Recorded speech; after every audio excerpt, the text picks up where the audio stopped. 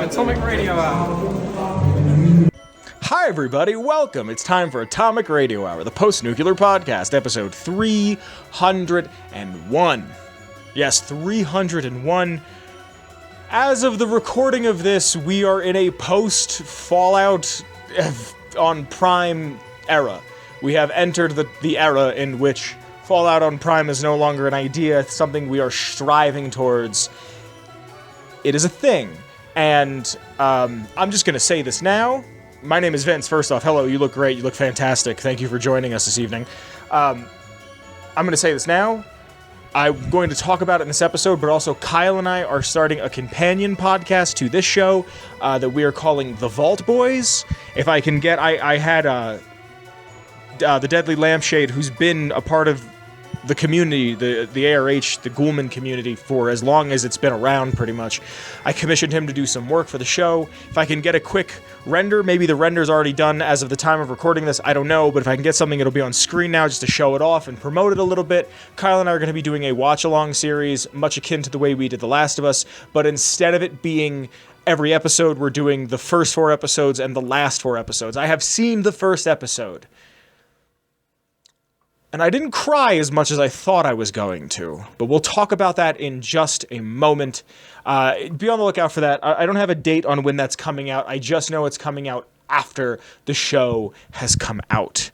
Thank you for being here tonight. Thank you for spending any modicum of your day with us. If you like the program, if you enjoy what you're seeing, and if you like Fallout, consider checking out the Patreon in the description below, and check out the Discord where you can hang out with a bunch of like-minded Fallout fans. So the show's out. And I'm not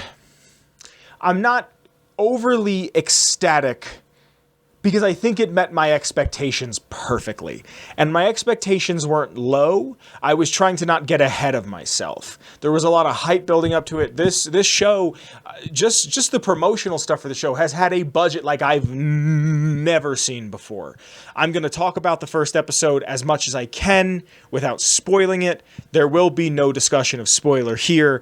I'm just going to talk about what I liked about the show, my few nitpicks, which are little minor stuff from just the first episode. But first, somebody from the Discord, MrTomFlood, who again has been in the community for as long as I can remember, was very, very nice to share his experience with us, and I asked if I can share it with you, and I would like to do such. For those who are watching live, if you like the show, check out the Patreon. There's an option to watch these episodes get recorded live every week. For those of you who are watching live, if you go back into general chat, you'll be able to see the pictures that I'm referencing, that I'm about to talk about, a little bit of the ways up. So I'm going to put these pictures on screen as I talk about them, and the first one is of replica coffee cans, a Pip-Boy, and sugar bombs, directly from the show. They were props used on the program, they were props used for Fallout, for the Fallout show, for Fallout on Prime, and I have to say, they look phenomenal. It's very much a one-to-one akin to real life. There's another one of a Syringer, what I assume to be a Syringer rifle. It might be, no, it's a Syringer rifle. And it just says Fallout, the date that it comes out.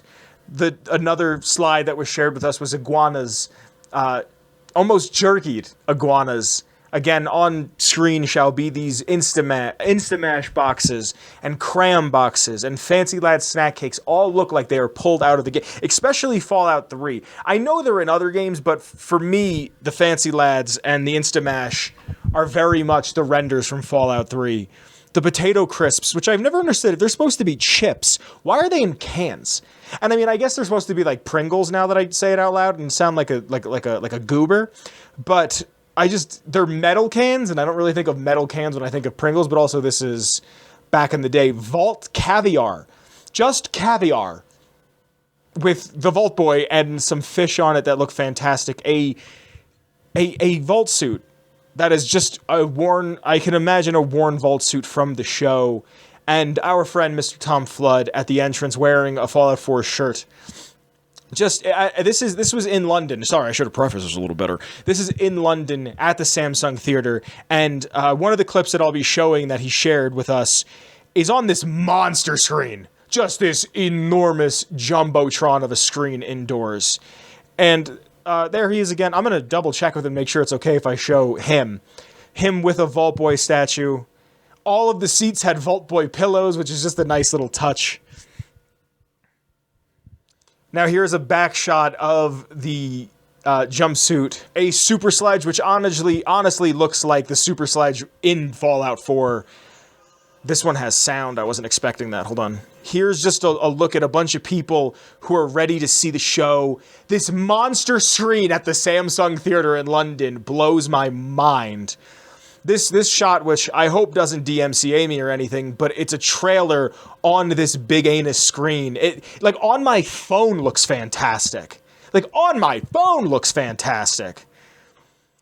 There's some Blamco mac and cheese boxes all destroyed. More potato crisps. A Braxo in a big can. Survival food rations. More jumpsuits and Pip-Boys all folded up. Nuka-Cola bottles, Nuka-Cola caps, what I could imagine are Deathclaw hands, Deathclaw gauntlets. He got a bunch of great swag. He got a bag, a Vault Boy mask, a t-shirt, 2 posters. And, like, the cherry on top, man. Like, you can't tell me everything I did was for nothing. Because it's a video of him in front of a poster, giving a thumbs up like the Vault Boys say, and listen to Atomic Radio Hour. You can say all the bad shit you ever wanted to say about me, but people like my show, and it's about the thing I love. And I'm international. The show is so good, guys. It's so good. It's so good. It's proof of what happens when you stick around, man. It's just... I want to talk about it, and I'm going to talk about it in the vaguest of vague senses. It's so good. It's so good. I've only seen the first one, and I want to know more about the vault. I feel like I could live there, man. If that's the one thing I've always said about Fallout 3, is that I feel like especially when I went to DC, I feel like I've been there. And I feel like in the show, I could live in this vault. I could be in this vault. I could exist within this vault. And... I'm not sure if I would want to, but you can, and it feels that way, and Lucy leaving the vault isn't a top 10, well, there's not even that many times you leave the vault. It's not a top 3 times you get to leave the vault. Like today, like I was sitting there and I was going, damn, I got to leave a vault for the first time today. Like that's my favorite experience of any Fallout game, is getting to leave the vault for the first time, is getting to experience the world fresh. This is the only property of Fallout where we don't get to go back every time and have an idea of what's going on and change the outcome. And I'm so excited to experience that for the first time. I'm probably going to get done recording this and then watch another episode, and I can't binge the series. And I can't binge it tomorrow either because I had to switch my plans around, and I have to play D&D, and I wasn't thinking when it came time to do it, because I wanted to watch the show tomorrow because I have to record with Kyle. So Friday, I have to go to work, go to the gym, and then come home, edit, and then binge all day. I have to... I say these like they're bad problems to have. Like, I'm employed, I have friends. My favorite thing ever is successful and is continuing. And is getting better. How many people do you know of every other fandom that are like, oh hey, I'm a Final Fantasy fan, and it feels like there's droughts of Final Fantasy, or it feels like there's droughts of Resident Evil, or like Bayonetta. Everybody loved Bayonetta, and then 3 came out, and it was like, oh, I don't know what's going on anymore. It's so good to see the Brotherhood, and as the biggest Brotherhood skeptic, as the person who was so very afraid to see the Brotherhood shown in this show, because I didn't want it to be overly harped on that the Brotherhood was the most important thing. I didn't want the Brotherhood to be the most important thing that is the be-all, end-all, and I feel like just from the first episode, they really handled it. Walton Goggins' character is amazing. Ella Parnell's character is amazing. I do not remember the fella, I'm sorry, who plays Maximus, and it's just, they do a very good job. Kyle once told me when you watch the D&D movie, you can see the rolls, the checks happening. Like you feel that. And I never saw the D&D movie, and I didn't quite understand what he meant by that. And I see the speech checks, and I see the agility checks, and I see the luck, and I see all of it in the show. And it's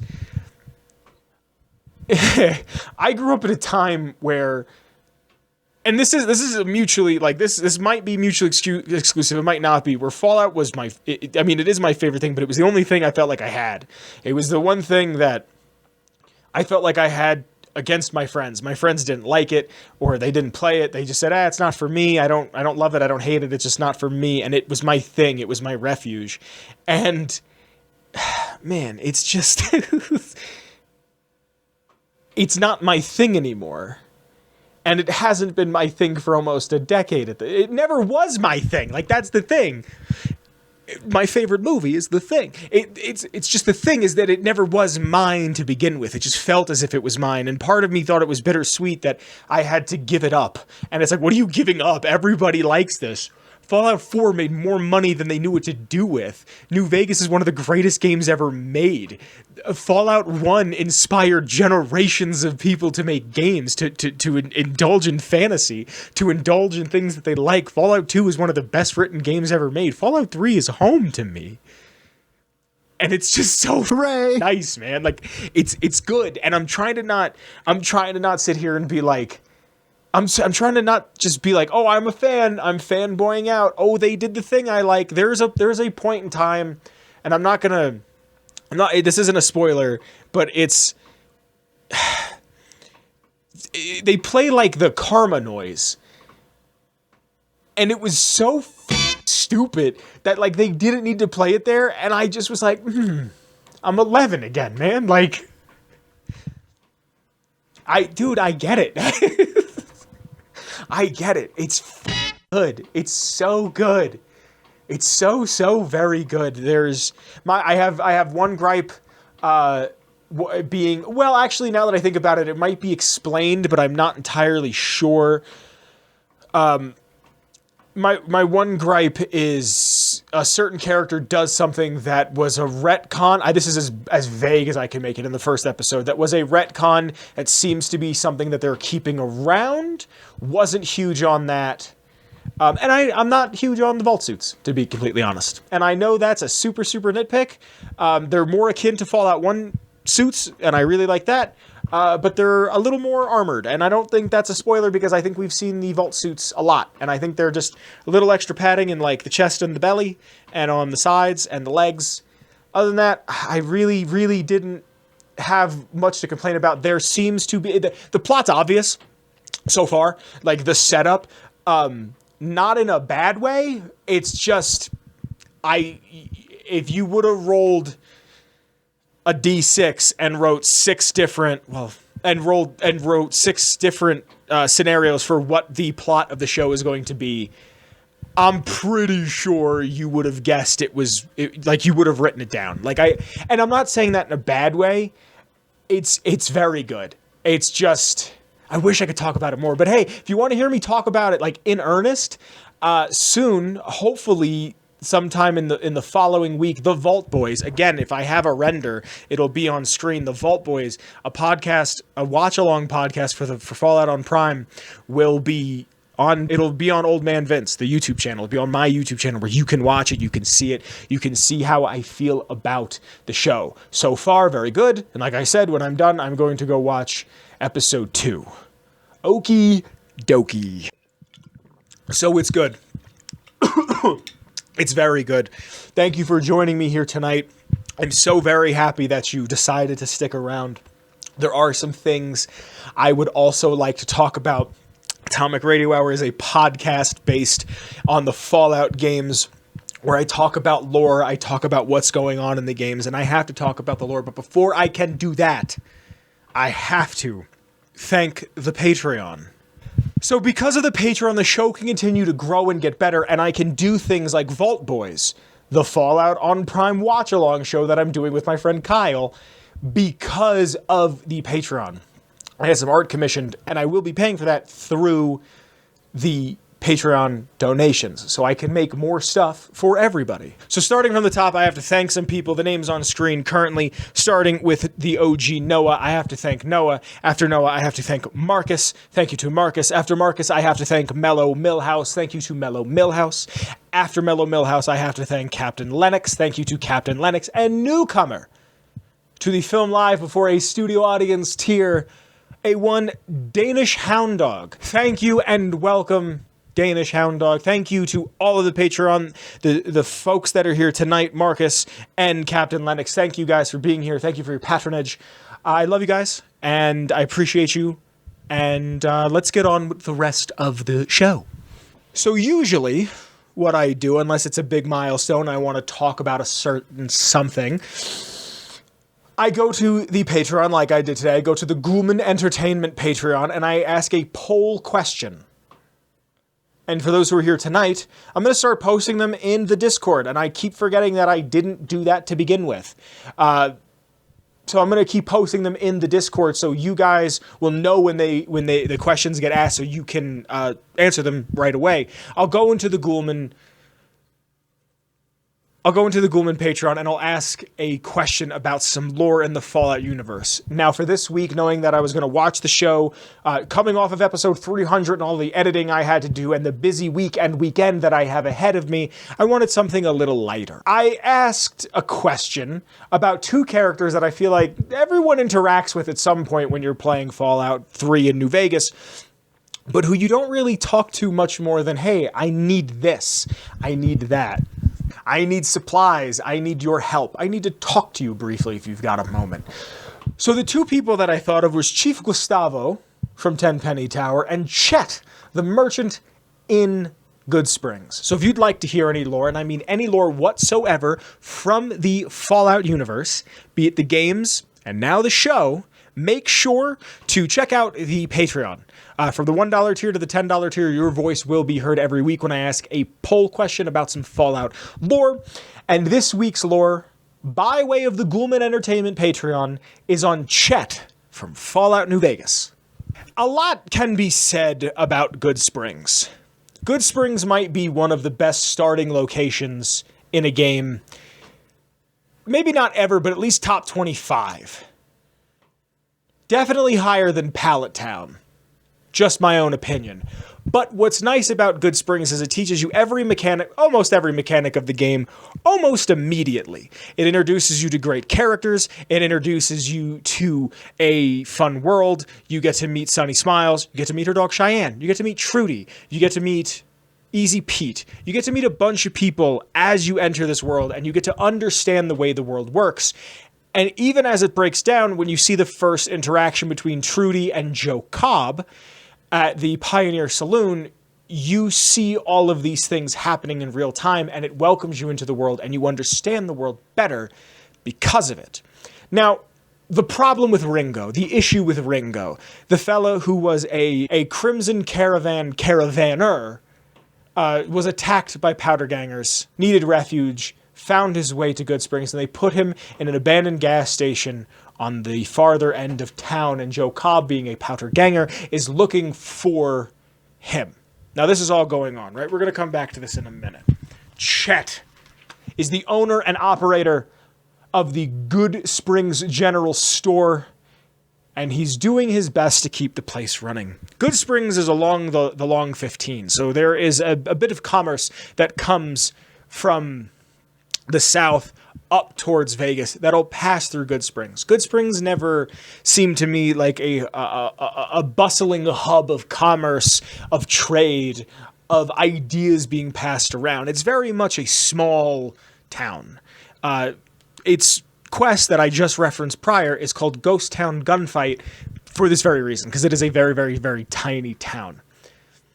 Actually, Chet is a super fitting character to cover, because in the Fallout show, which I just watched for the first time, one of the characters' name is Chet. Chet, what's interesting about Chet is on the wiki, and I get all of my lore off of fallout.fandom.com, the Wikipedia, if you will. Chet, he's classified as a vault dweller, but as far as I could read, and as much as I remember from playing, you never see Chet. He never talks about the vault. You never see him bring it up. Nothing. The only person I know for a fact from Goodsprings that is from a vault is Doc Mitchell. He's from Vault 21. Now, he's just your average small town, I would say pretty much small-minded, almost conspiracy-minded individual, just the way I read him. I read him as not someone who is smart, but someone who is definitely susceptible to propaganda. He wants nothing to do with the outside world unless it is on his terms. He's been in Goodsprings for a good while, and he's been to the Strip 2 times. He seems very much like the fella who goes to New York for the first time and goes, I gotta see if this pizza's actually better than Domino's. That's the kind of guy, very stuck in his ways. And I appreciate that the world is given to you, the world gives you this type of character to experience first. The courier can ask, have you ever been to New Vegas? Chet will say, twice. Both times I drank a lot of liquor and lost all my caps at the card tables.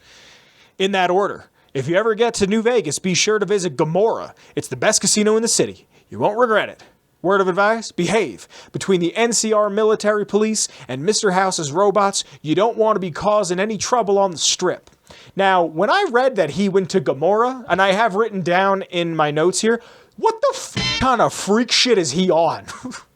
Who goes to Gomorrah if you're not trying to get some ghoul strange and some psycho that'll blow your toenails off, looking higher than giraffe pussy up in the Strip? Like, just not the type of character. This is a repressed character, and that very much comes off. Like, imagine playing New Vegas for the first time, and you're like, oh, hey, here's this guy, told me to go to this casino.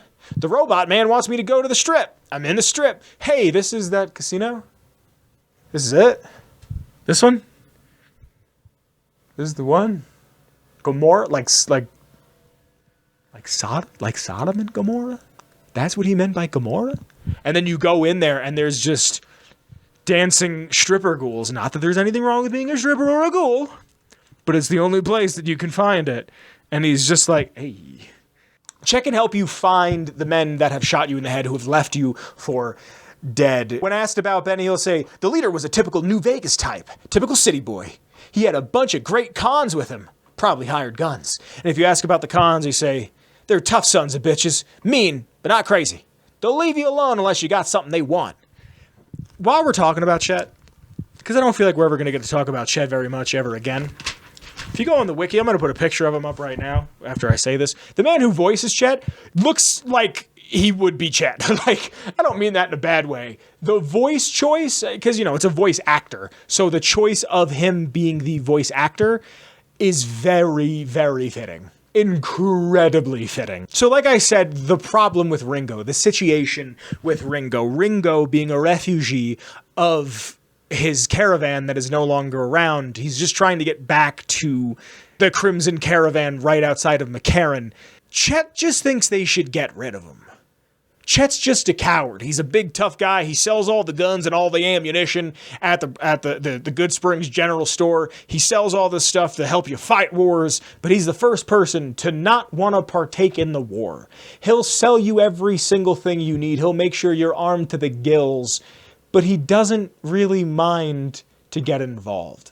Cowardice. He thinks getting involved with this is going to hurt the town more than anything. He's really only genuinely interested in his bottom line. If you ask Ringo about the powder gangers and the situation that is going on with Ringo, he'll say, if Ringo doesn't head out on his own, I think we should just hand him over.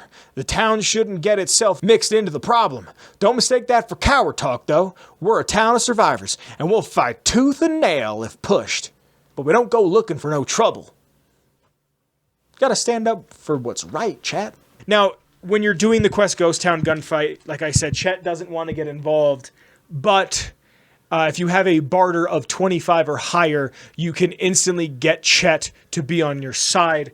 You can say to him, let them take over the town then. I'm sure your business will be much better off. And Chet will say, you made your point. I can provide people with some leather armor and extra ammo. I sure hope it's worth it.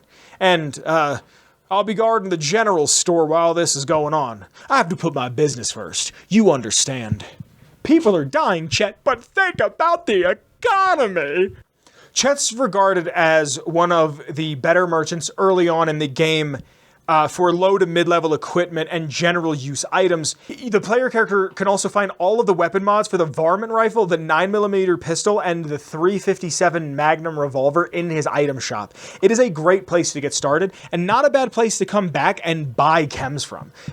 Because of him being a merchant, he's very knowledgeable about what he sells, so he knows a lot about mods, he knows a lot about weapons, he knows a lot about ammo, but also he knows a lot about chems. When you bring up the Great Khans to him, he'll talk about how they sell chems and the potency of their product.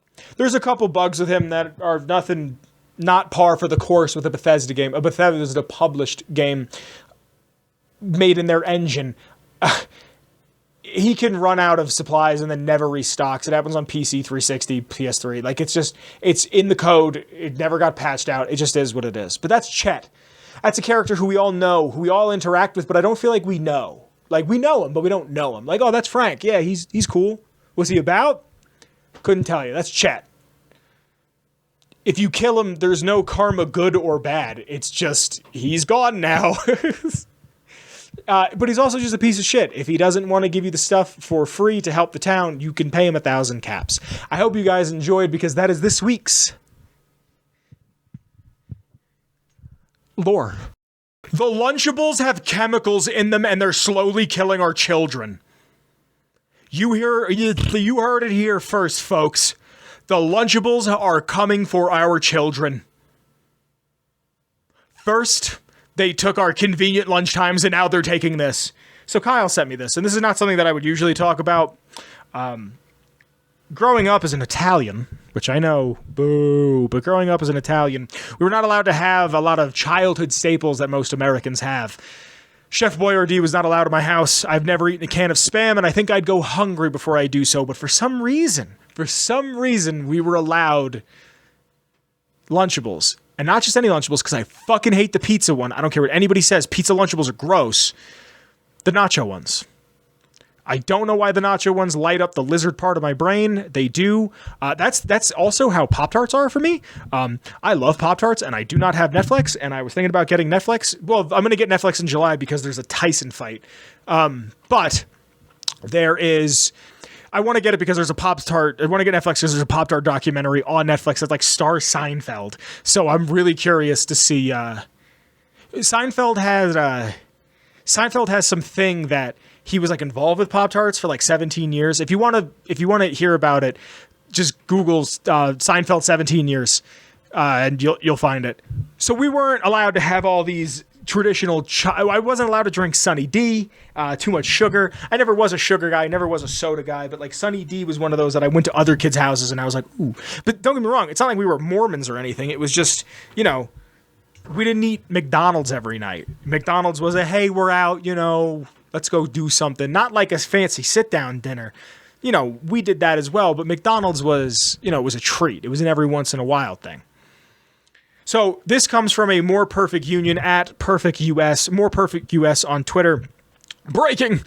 Lunchables have been found to contain dangerous amounts of lead. New research has also shown that Lunchables have chemicals found in plastics that have been linked to reproductive problems, diabetes, and certain cancers. Lunchables are served nearly 30 million children through the National School Lunch Program. That's fucking disgusting. Make those kids a real-ass meal.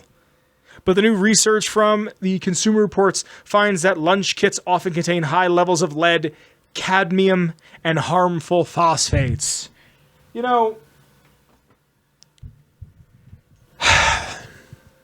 We used to feed, and I'm not justifying this, we used to feed children lead for fun. Growing up, if someone was acting silly, if they were acting like a big dumb doofus, you would look at them and say, what did you eat, paint chips as a baby?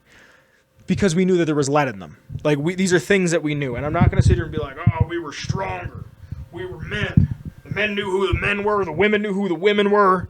I'm not saying all this fucking manosphere bullshit. What I am saying is that I'm happy that we're catching it now. I'm happy that we know of the dangers.